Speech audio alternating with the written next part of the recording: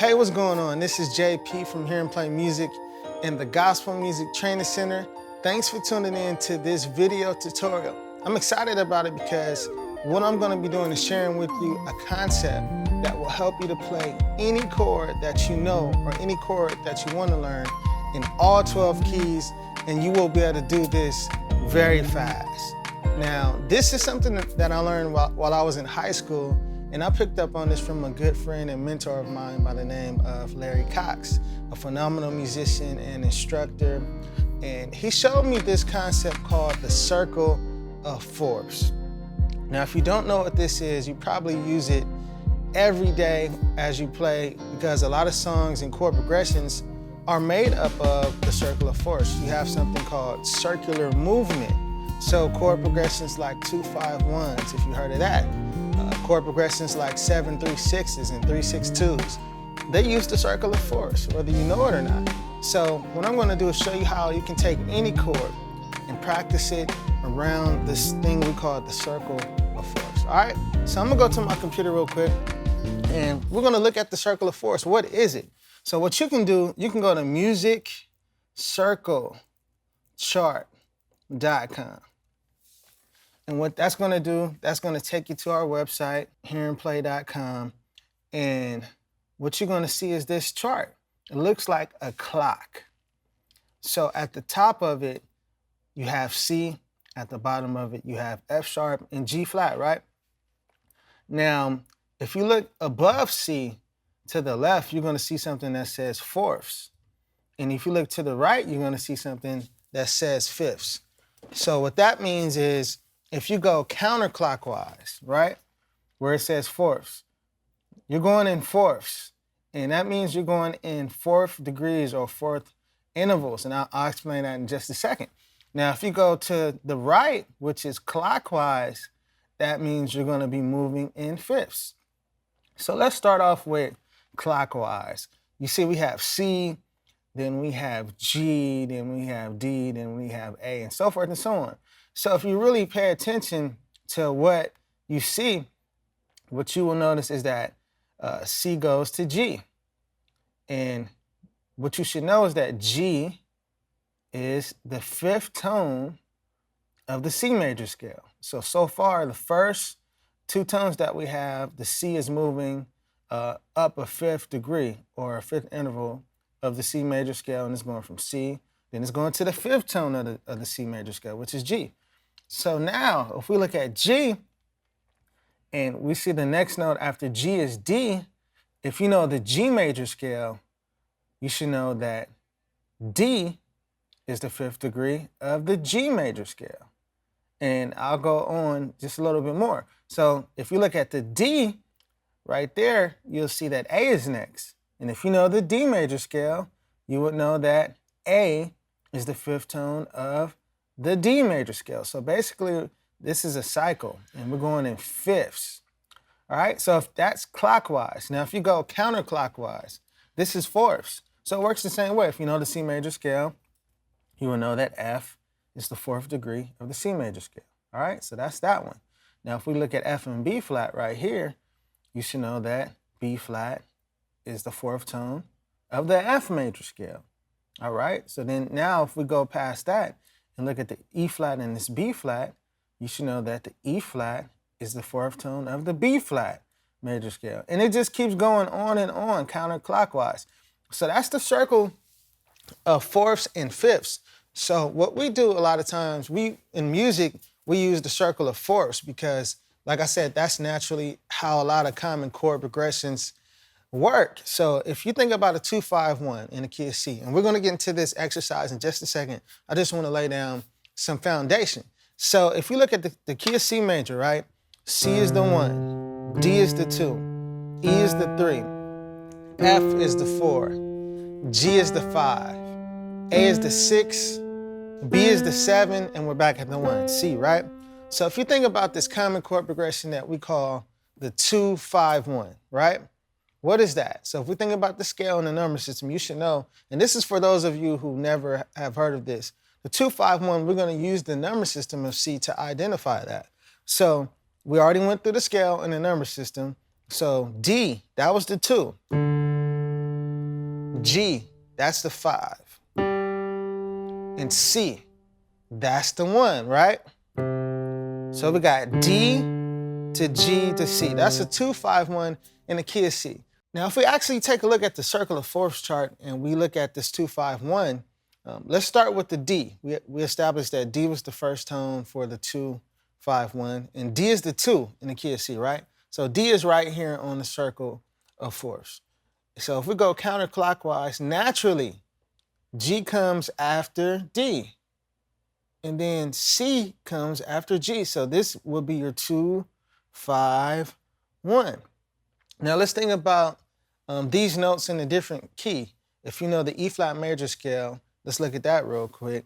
E flat is the 1, F is the 2, G is the 3, A flat is the 4, B flat is the 5, C is the 6, D is the 7, and we're back at the E flat. So if we look at the E flat major scale and we look at D going to G to C, which in most cases you will play a 7-3-6, right? And that's going from D to G to C. So in the key of C major, it's a different chord progression. But when we think about the E flat number system, that chord progression becomes a 7-3-6. But it's still a circular movement. If we look at the circle of fourths, you will see it doesn't matter. A 7-3-6 is another, 2-5-1 in a different key. But basically, I just want you to know that is a circular movement. So just keep in mind, this is why it's good to practice this way, because not only do you get how to play the chords in all 12 keys, right? Any chords you know, but it also gives you the sense of how to play the chord in a chord progression. And anytime you go to a particular bass note, you're also going to know what type of chord options you have when you go to that bass note. So that's why this is cool. This is a good way to practice. And it also sounds good for the simple fact that you're kind of putting things in the perspective of a song, kind of in a sense, because music works in fourths. So as you're practicing chords on the circle of fourths, it sounds good too as well. So the first thing I would do to get familiar with the circle of fourths is either pull up the circle of fourths on musiccirclechart.com, and what you could do is start on C, and in your pinky play the C. And just get familiar with the circle in your left hand. So go from C to F to B flat. And I would just do that over and over. We're just doing small chunks. And you want to do this over and over till you no longer have to think about it. So you can just go from C to F to B flat. And you can say it. You could do it slow. You could do it a little bit faster. The pace depends on, how fast you can do it. So I would go C, F, B flat, and just keep doing it over and over till you know what those are. So that's the first 3 notes of the circle of fourths. So then from there, once you get that, then start to add a little bit more. So the key thing to mastering something is to really take your time and do it over and over till you no longer have to think about it. And that's how you know you got it. So that's how I would approach this, is do it over and over and over, the first part. And then as you get that, add a little bit more. So we got the C to F to B flat. If you practice that, you can pause the video and do that over and over. But then add the next 2 tones of the circle, which is E flat and A flat. So now you would go from C to F to B flat to E flat to A flat. And then you would do it again. C, F, B flat, E flat, A flat. And do it over and over and over. And how I like to practice, I like to do a certain amount of repetitions. So you can probably do anywhere from 5 to 10, starting with C, F to B flat, C, F, B flat. And when I think about repetitions, I think about like going to the gym or doing push-ups. 10 push-ups is basically 10 repetitions. So this will be considered 1 repetition. This is 2. This is 3. So just get those in and then continue to add more. So go from C to F to B flat to E flat to A flat. And then as you practice, I'm just going to speed through this, but as you practice, you will be able to do all of these and just get more familiar with the circle of fourths, okay? So you would go from C to F to B flat to E flat to A flat to D flat, G flat, B, E, A, D to G, and then just do it again. So really get familiar with this. And if you can take on the whole thing. If you're looking at a piece of paper or you're looking at your computer or something, you can definitely try to take on the whole thing instead of taking it in small chunks. So it's totally up to you, but I found the best and more effective way is to do little pieces at a time. Now, once you get that down, now you have to decide what type of chord you want to be able to play in all 12 keys. Because like I said, you have your roadmap, which is this. So you know how to move, right? So for an example, I'm gonna take the C minor 9 chord and I'm gonna start with C. So I got C and B flat in the left hand, and then E flat, G, B flat, and D in the right.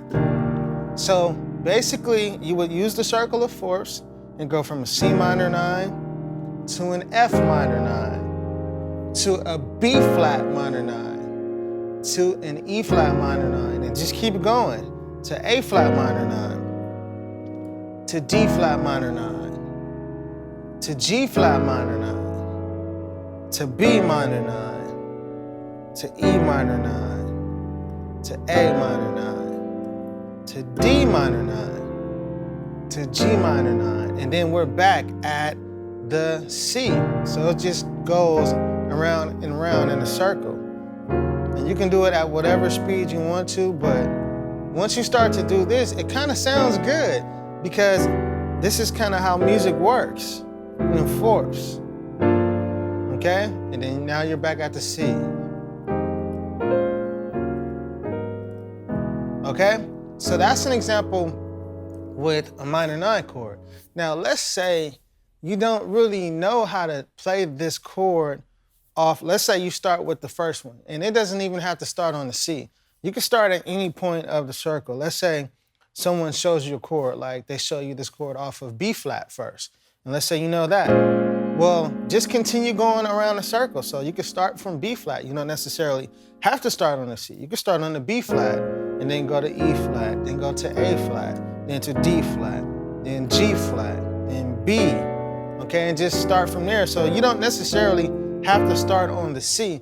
I'm just using that as an example because that's where it starts at the top on the circle of fourths, okay? So now there are resources and things that you could use if you don't know how to play the first chord on the next tone. So let's say, for example, you learn a B flat minor 9, and you know that the next tone to play this chord on using the circle of fourths, because we're starting on the B flat, and you should know the next tone of the circle is E flat, right? So we will go from B flat to E flat to A flat, D flat, and so forth and so on. But let's say you don't know how to play this chord off the E flat. So how do you even figure that out? Well, you can get a chord book.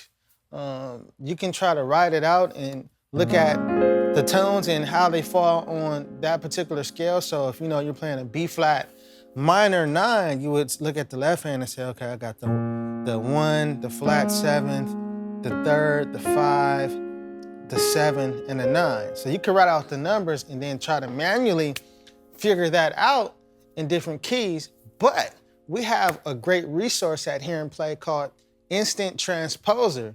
And it's kind of like a musical calculator. It does the math for you. You don't even have to even really think. Like once you know that first chord, you can transpose it to all 12 keys, and you can create a guide that you can use as a reference to practice within a circle of fourths. So you can start off with the first chord and put it in the Instant Transposer application, and then watch it do the work for you. And then you can go back to the circle of fourths and say, okay, B flat is the first one. And then if we're going in fourths, then the next minor chord would be this E flat minor 9. So then you would go to the document that you create, or you can go to your computer and look at the application and see which one is the E flat minor 9. And then you could just look at it and just find the chord. So it does the work for you. So let me show you. So what you could do is, I'll take you to you can go to instanttransposer.com. And then that'll take you to where you can actually see what it does. I want you to imagine something real quick. It's a video that takes you through, what the instant transposer is. And it's only $37. And trust me, it's a great investment when you think about the time that it takes to actually try to figure out how to transpose music. It does the work for you. So just $37, that's going to save you a lifetime of time when it comes down to just learning things a whole lot faster. So this is the instant transposer application. And you can use this for chords. You can use it for chord progressions too as well. So let me give you an example. But you can do this with any particular chord. So you basically start off with a single keyboard, but I just added another one by hitting this green arrow to the right to give you more. And you can just add as many as you need, or you can take away, the keyboards that you don't need. But you basically start with this, and you know what? I'm gonna start with a C major chord. Now you can actually change the color of how the notes highlight. So this is a C major chord. If I wanted it green, that's green. But if I don't want that color, I could change it to blue or any color. Let's see. I think this blue would be cool. Yeah, I like that. So basically you start off with, whatever chords you want to transpose and just put the notes in. And then from here, what you do is you can do a manual transposition one by one. So you can add a transposition, right? And right now it didn't transpose it because you have to change it. So you can do it by absolute, which means it's gonna go off of the key that you want to do, or relative basically is going to take you up half steps. So if you want to go up or down a half step, that's the difference. Relative takes you through the numbers as far as half steps if you want to go up or down. Just like if you had a transpose on your keyboard and you hit that transpose button and you go up +1, +2, +3. That's what relative is. And then absolute basically takes you to the exact key that you want. So if you want to learn the C major chord in F, you can go F. And then now F is the next one on here. So this is the manual approach to do it. And then you can add another keyboard. Oh, oops, that's not what I meant to do. I meant to add another transposition, but I kind of messed that one up already. Let's see if I can get rid of this. There we go. Get rid of this one. Or, right, let me see. Well, I'm gonna just leave it for now because I already added it. So what you can do, I meant to press add transposition. So you can add transposition, and now if you look at the circle of fourths, you will know it goes from C to F to B flat, right? But this is on relative. So you switch that, and then you can go to B flat. So now it just took the chord and put it in the key of B flat major. Now, like I said, you don't necessarily have to start with C.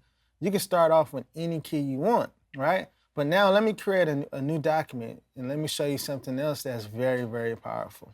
All right, so now let's look at that minor 9 chord that I showed you.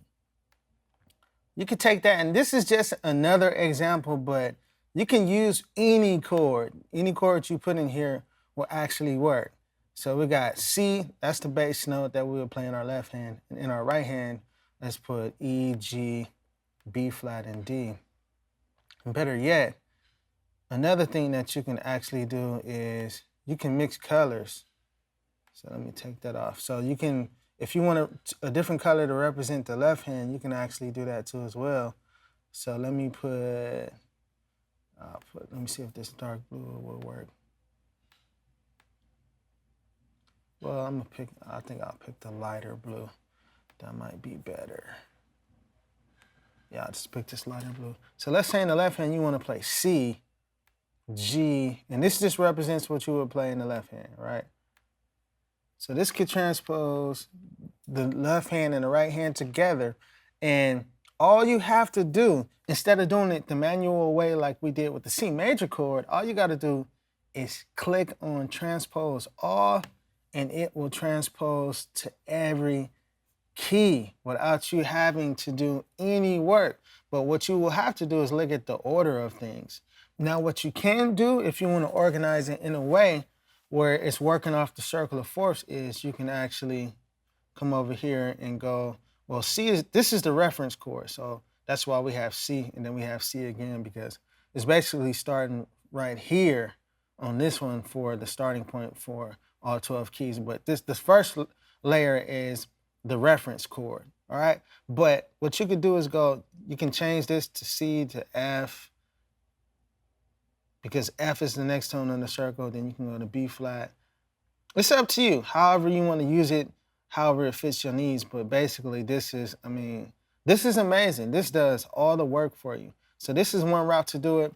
And then you can also get a chord book. This video is not a sales pitch. This is just something like coming up, how I used to have to transpose chords when I was in high school, when I learned this concept, we didn't have any applications or anything like this. So I actually had to sit down and look at the chord, and then I would have to take every note of the chord up. I would have to figure out how to do it.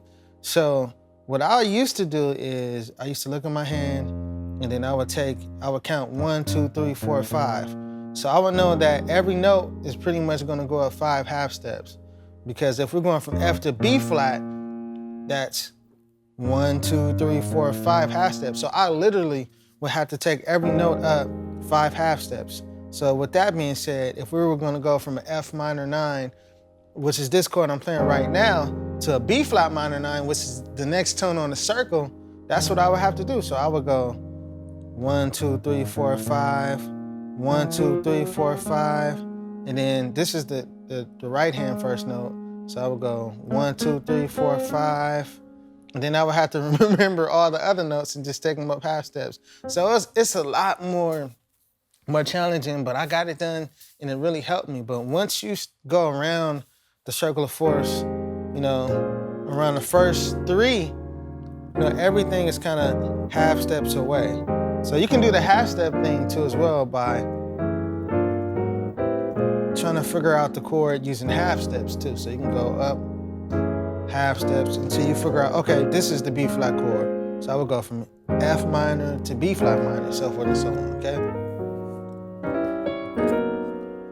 But this is really what I wanted to show you, just a quick way to practice the circle of fourths. You can take major chords, do it the same way. When you learn the first C major chord, you can either use a chord book to find all the other chords and say, okay, we will go from C, and then the next tone on the circle of fourths is F. So then you would go to F major chord, and you can use a chord book to do this, to find a chord, or you can use instant transposer, which is, like I said, it's gonna save you a whole lot of time. So you can go from C major to F major, to B flat major, to E flat major, to A flat major, to D flat major, to G flat major, to B flat major, to E major, to A major, to D major, and so forth and so on, okay? So that's how you practice. This was the video I wanted to create for you. Hopefully this saves you guys a whole lot of time and helps you to grow a whole lot faster, because it did for me. It was really life-changing for me, and it accelerated my growth. So thanks for tuning in once again. Don't forget to subscribe, because we're gonna be posting videos every single week. So hit that subscribe button and also hit the alert bell so you can be notified every time we post a video, because trust me, you don't wanna miss out on this. We're gonna be doing tips and chords and progressions, just a lot of things that will help you to accelerate your playing and do it a whole lot faster.